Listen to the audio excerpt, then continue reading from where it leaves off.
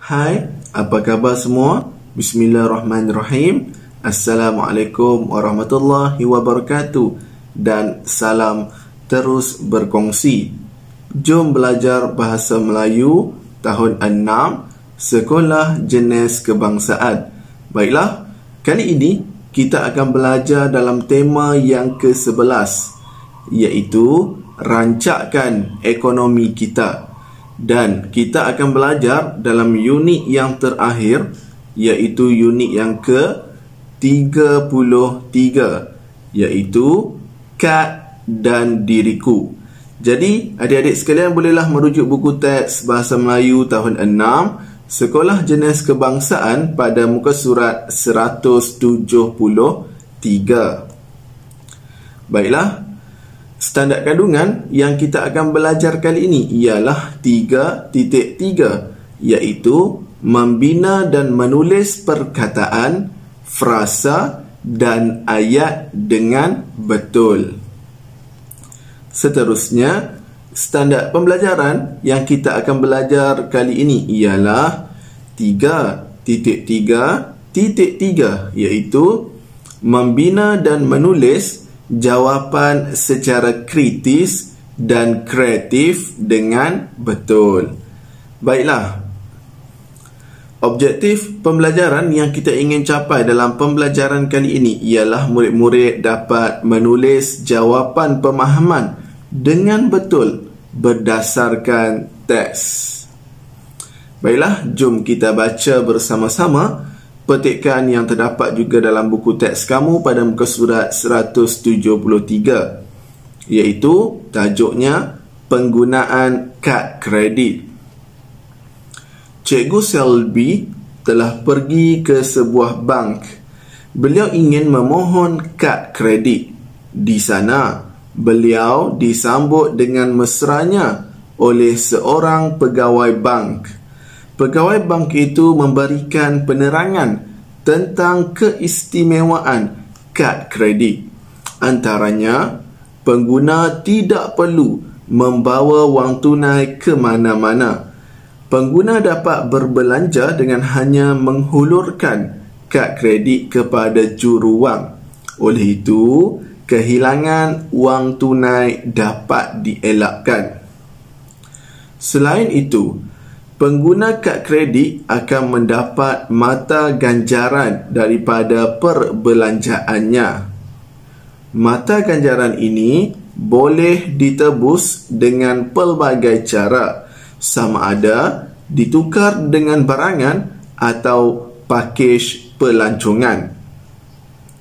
Cikgu Selvi juga bertanya tentang kesan penggunaan kad kredit. Menurut pegawai bank itu, pengguna akan berbelanja dengan borosnya jika tidak dapat mengawal diri. Penipuan kad kredit juga sering berlaku. Selain itu, kadar faedah yang tinggi juga dikenakan jika pengguna gagal membayar hutang dalam tempoh tertentu. Setelah berpuas hati dengan terma dan syarat, Cikgu Selby menggunakannya secara berhemah. Baiklah, jadi berdasarkan petikan ini, kita akan lihat beberapa soalan pemahaman yang kita perlu cari jawapan berdasarkan petikan yang telah kita baca sebentar tadi. Baiklah, soalan nombor 1. Mengapakah Cikgu Selby pergi ke bank? Baiklah, jawapan untuk soalan nombor 1 dapat ataupun berada di perenggan yang pertama pada baris kedua, iaitu kata kuncinya memohon kad kredit. Walau bagaimanapun, adik-adik perlu melengkapkan ataupun menulis jawapan dalam bentuk ayat yang lengkap, barulah kamu akan mendapat markah penuh. Baiklah, soalan nombor 2. Bagaimanakah sambutan yang diberikan oleh pihak bank kepada Cikgu Selvi? Baiklah, jadi kata kunci untuk jawapan pada soalan nombor 2 ini ialah dengan mesranya. Jadi jawapan tersebut berada di perenggan yang pertama, baris yang ketiga. Ingat, mesti tulis dalam bentuk ayat yang lengkap. Seterusnya, soalan nombor 3. Apakah yang kita peroleh jika kita banyak berbelanja dengan menggunakan kad kredit? Di sini jawapan untuk soalan nombor 3 ini ialah kata kuncinya mata ganjaran, iaitu jawapan tersebut berada di perenggan yang ketiga, baris yang kedua. Seterusnya, soalan nombor 4. Sebagai pengguna yang bijak, apakah yang perlu kita lakukan semasa berbelanja dengan menggunakan kad kredit? Soalan nombor 4 ini merupakan soalan kebat, kemahiran berfikir aras tinggi. Jadi, jawapan memang tidak ada dalam petikan. Cuma, petikan tersebut boleh dijadikan sebagai panduan untuk mendapatkan jawapan. Satu lagi, jawapan untuk soalan seperti ini mungkin tidak sama antara murid A dengan murid B dan murid seterusnya. Jawapan yang logik dan boleh diterima akan dapat markah. Baiklah, jadi sebagai pengguna yang bijak, apakah yang perlu kita lakukan? Yang pertama, kita kena rancang perbelanjaan. Ini jawapan cikgu sendiri. Okey, kena merancang perbelanjaan supaya kita tahu apa benda yang kita nak beli dan berapa kos yang kita perlu keluarkan. Kemudian, pastikan nilai barangan yang mampu milik.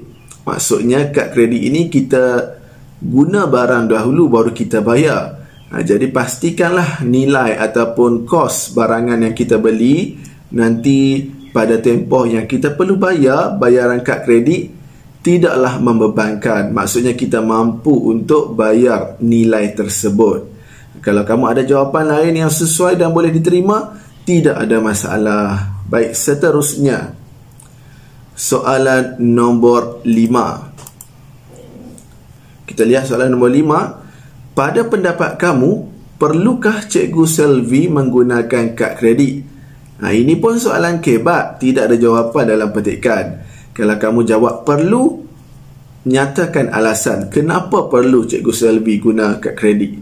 Kalau jawapan kamu tidak perlu, mesti ada alasan yang menyokong penyataan tidak perlu. Jadi di sini cikgu bagi contoh, cikgu kata perlu. Kenapa? Memudahkan perbelanjaan. Jadi Cikgu Selvi tidak perlu membawa wang tunai, ataupun jika wang tunai yang ada padanya tidak mencukupi, tidak jadi masalah, boleh gunakan kad kredit. Baik, soalan nombor 6. Senaraikan keistimewaan kad kredit. Jawapan untuk soalan ini ada pada perenggan yang kedua, baris ketiga, iaitu tidak perlu membawa wang tunai, mengelakkan kehilangan wang tunai. Ingat, mesti tulis dalam bentuk ayat yang lengkap. Baik, soalan yang terakhir, soalan yang ke-7. Di manakah boleh kita berbelanja dengan menggunakan kad kredit? Ini jawapan ini di mana-mana sahaja, iaitu mana-mana tempat yang menerima pembayaran melalui kad kredit.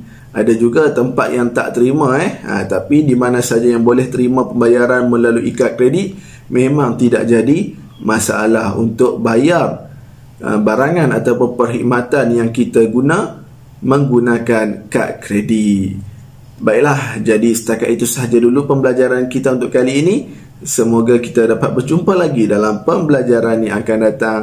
Sekian, terima kasih. Bye-bye.